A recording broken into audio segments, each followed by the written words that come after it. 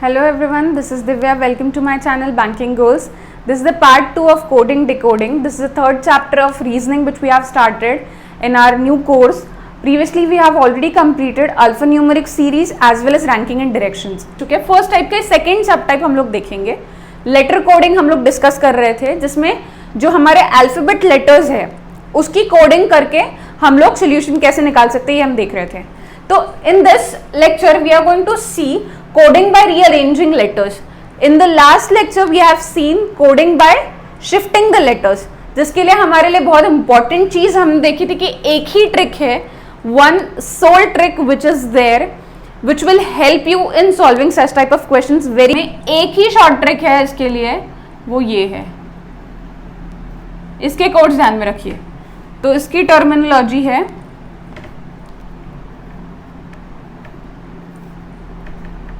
E jaw T. Okay, 5, 10, 15, 20 and 25. ठीक है, ये 5 कोड्स आपको ध्यान में रखने हैं सिर्फ. ओके, ई का कोड है 5, जे का 10, ओ का 15, टी का 20 और वाई का 25. तो इतने 5 कोड अगर आप ध्यान में रखेंगे तो जब भी आप पेपर सॉल्व करने जा रहे हो और ये क्वेश्चन आ रहा है तो आप आपके रफ शीट पे इसे इस तरीके से प्लेस कर देंगे. ठीक है, इस तरीके से आप इसको प्लेस कर देंगे, जिससे क्या होगा, आपको कोई भी वर्ड दिया जाएगा तो आपको इतना ध्यान में रखना है कि वो कौन से रेंज में आता है. These are the ranges. Okay, these are the ranges. तो आपको ध्यान में रखना है कि अगर ए बोला तो बट ऑब्वियस है ए ये वाले सीक्वेंस में आता है, तो ई का 5 है तो ए का 1 आ जाएगा. वैसे ही आपको एल पूछा गया तो जे के बाद है ओ के पहले है. ठीक है, जे के बाद है ओ के पहले, मतलब ओ वाले सीरीज में आएगा के एल एम एन ओ. तो आपको समझ गया कि एल का क्या आ जाएगा 14, 13 और 12. एल का कोड क्या आ जाएगा 12.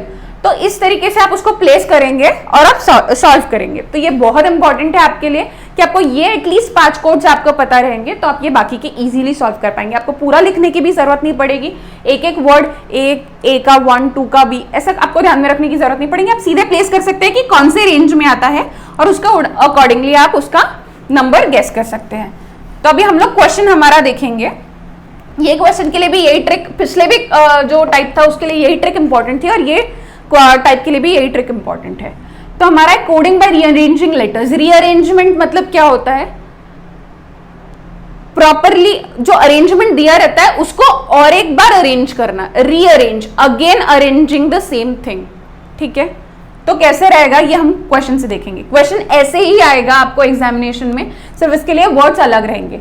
इन अ सर्टेन कोड लैंग्वेज, एक कोई सर्टेन कोड लैंग्वेज में, जैसे हमने देखा कि टॉपिक का नाम है कोडिंग डिकोडिंग, तो आपको एक कोड है उसको डिकोड करना पड़ता है. ठीक है, in a certain code language the word numerical NUMERICAL is written as LMUIREACN. okay, how will be the word published be written in that language. मतलब एक कोई सर्टेन कोड लैंग्वेज में न्यूमेरिकल इस तरीके से लिखा जाता है तो पब्लिश किस तरीके से लिखा जाएगा. ये एक एनालॉजी हो गई.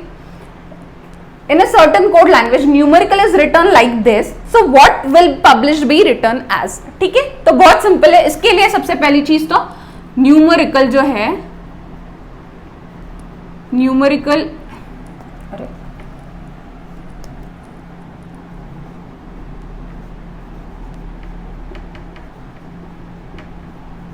न्यूमेरिकल ये वर्ड है, इसको हम लोग डिकोड करेंगे हमारे न्यूमेरिक कोड में. न्यूमेरिक कोड में एन क्या आएगा, इस तरीके से भी कर सकते हैं आप. ठीक है, जो हमने अभी ट्रिक देखा 5, 10, 15, 20 और 25. एन कौन से रेंज में आएगा, ये वाले रेंज में. एम एन तो एन 14 आ जाएगा. एन का कोड है 14, यू का कोड है TU 21, एम का कोड है 13, ई का कोड है 5, आर का पे आएगा PQRST.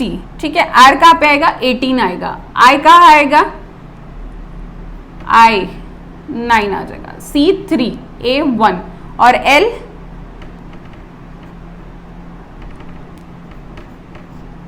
ये 15 है तो ये आ जाएगा 12.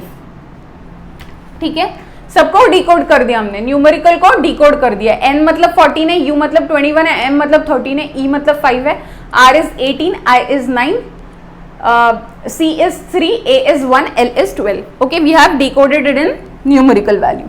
वैसे ही हम लोग ये जो हमारा उसका जो कोड डिकोडिंग है उसको भी हम लोग न्यूमेरिक वैल्यू में लिख देंगे। l m u i r e a c n।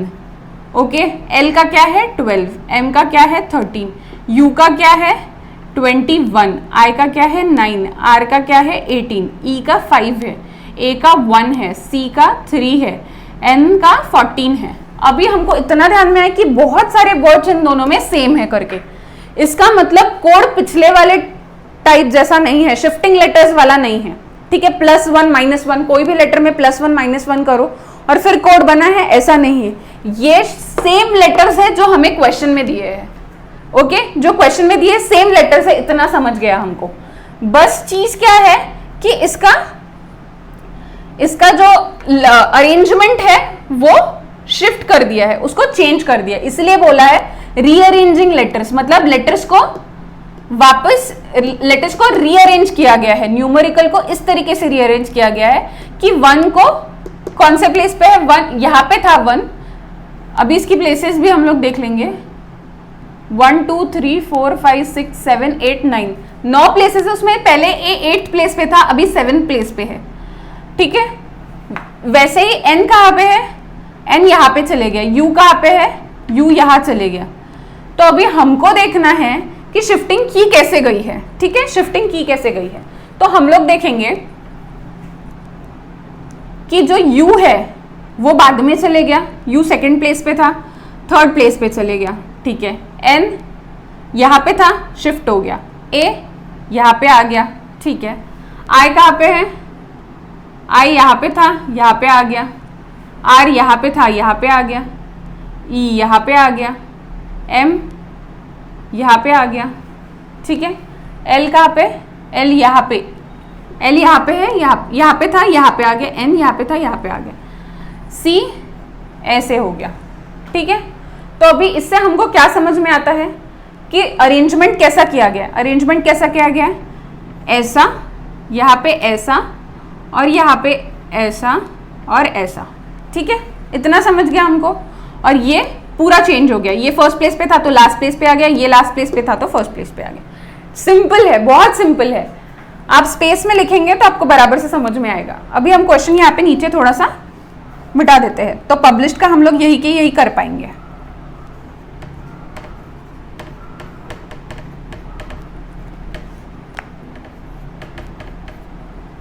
कैसा करना है हम लोग देखेंगे। अभी P का कोड क्या है, OP 16। U का कोड क्या है, U का कोड क्या है, इससे हमको समझ गया कि 1 यहाँ पे आ गया। हम लोग अगर उसको नंबर्स में लिखेंगे नहीं लिखेंगे तो भी सेम ही रहेगा। T का कोड क्या है 21, B का 2, L का 12, I का 9, S का 19, H का GHI 13, 5, D का 4। ठीक है, अभी हमको क्या करना है, सबसे पहली चीज तो फर्स्ट का लास्ट करना है, फर्स्ट लेटर को लास्ट करना है, मतलब यहाँ पे D आ जाएगा। D लास्ट लेटर को फर्स्ट करना है, मतलब यहाँ पे P आ जाएगा। ठीक है, या फिर यहाँ पे 16 आ जाएगा, यहाँ पे 4 आ जाएगा। आप डायरेक्टली ऐसे प्लेस कर सकते हो उसको। न्यू अल्फाबेट्स को रहने दीजिए, डायरेक्टली नंबर्स को प्लेस कीजिए। 16 कहाँ पे आ जाएगा,